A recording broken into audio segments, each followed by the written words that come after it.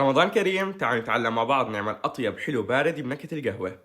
هون عندي بالخلاطة حاط علبة قشطة كاملة، ظرفين كريمة بودرة، بسكوت كافي جوي بنكهة القهوة، وفنجان حليب، وظرف كريم كراميل.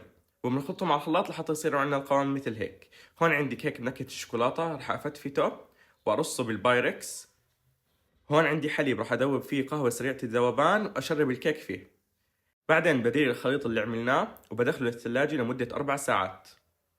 بعد ما أطلعه من الثلاجة بحط عليه كيكاو،